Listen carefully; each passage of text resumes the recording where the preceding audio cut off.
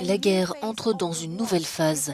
Les responsables ukrainiens ont annoncé le début de la contre-offensive tant attendue après des semaines d'attaques visant à couper les forces russes à Kherson dans le sud des principales voies d'approvisionnement et à détruire les entrepôts et les points de contrôle russes. Depuis plus de 6 mois, l'Ukraine mène des combats essentiellement défensifs dans ces régions, les combats les plus intenses se déroulant à l'est dans le Donbass et au sud vers Kherson. Selon le ministre de la Défense Oleksiy Reznikov, le président Volodymyr Zelensky a ordonné début juillet aux militaires ukrainiens de libérer le sud occupé, capturé dès les premiers jours de l'invasion russe. Des responsables de Kiev ont depuis indiqué que les forces ukrainiennes ont franchi les premières lignes de défense dans des zones non spécifiées de l'oblast de Kherson, mais ils ne confirment pas avoir libéré de zones de peuplement. Les autorités se montrent en réalité très prudentes dans leurs révélations sur la contre-offensive en cours. Il y a toutefois pour l'heure deux aspects importants et confirmés.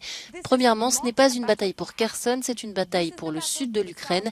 La porte-parole du commandement sud, Natalia Humeniuk, a déclaré que des actions offensives dans diverses directions avaient commencé, y compris dans la région de Kherson. Deuxièmement, cela prendra du temps. Oleksiy Arestovitch, l'un des conseillers du président ukrainien, a déclaré « Il s'agit d'une opération lente, planifiée pour broyer l'ennemi. Par conséquent, soyez patients, ce processus ne sera pas très rapide, mais il se terminera par l'installation du drapeau ukrainien dans toutes les communes de l'Ukraine. »